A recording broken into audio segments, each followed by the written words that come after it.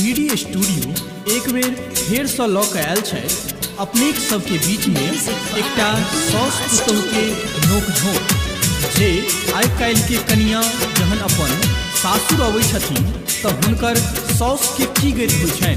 तऽ आओ सुनल जाओ श्रुति जी के मधुर आवाज में कलयुग के कनिया। गे बुढ़िया छियै हम कलयुग के कनिया, गर्दनिया देबौ ना।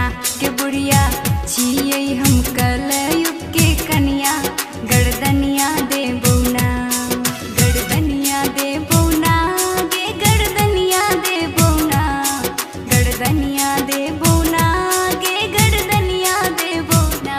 गे बुढ़िया छियै हम कलयुग के कनिया, गर्दनिया देबौ ना।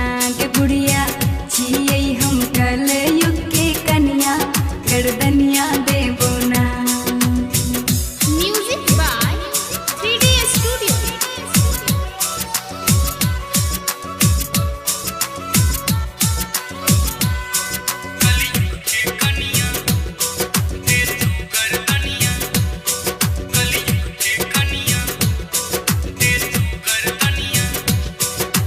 बूढ़े हमरा ओछैन पर चाही चाय गे, जो किछ बज में त करबो पिटाई गे। बूढ़े हमरा ओछैन पर चाही चाय गे, जो किछ बज में त करबो पिटाई गे। गर्दनिया देबौ ना, गे गर्दनिया देबौ ना। गर्दनिया देबौ ना, गे गर्दनिया देबौ ना। ए बुढ़िया छियै हम कलयुग के कनिया, गर्दनिया देबौ ना। ए बुढ़िया छियै हम कलयुग के कनिया, गर्दनिया देबौ ना।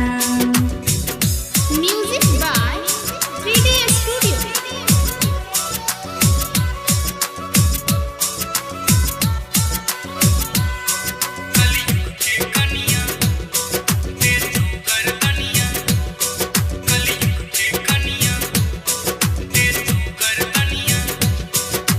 जींस टॉप पहिरबौ पहिरबौ ने साड़ी गे, भात दालि पापड़ पर 4टा तरकारी गे। जींस टॉप पहिरबौ हम पहिरबौ ने साड़ी गे, भात दालि पापड़ पर 4टा तरकारी गे। गर्दनिया देबौ ना, गे गर्दनिया देबौ ना। गर्दनिया देबौ ना, गे गर्दनिया देबौ ना। गे बुढ़िया हम छियै कलयुग के कनिया, गर्दनिया देबौ ना। गे बुढ़िया हम छियै कलयुग के कनिया, गर्दनिया देबौ ना। Music by 3D Studio.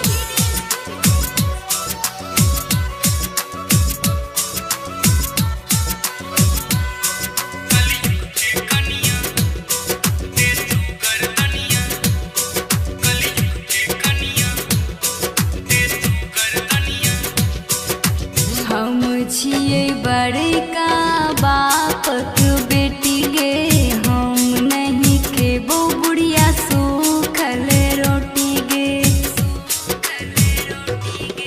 हम छियै बड़का बापक बेटी गे, हम नहीं खेबौ बुढ़िया सूखल रोटी गे। गर्दनिया देबौ ना, गे गर्दनिया देबौ ना। गर्दनिया देबौ ना, गे गर्दनिया देबौ ना। बुढ़िया छियै हम कलयुग के कनिया, गर्दनिया देबौ ना। ए बुढ़िया छियै हम कलयुग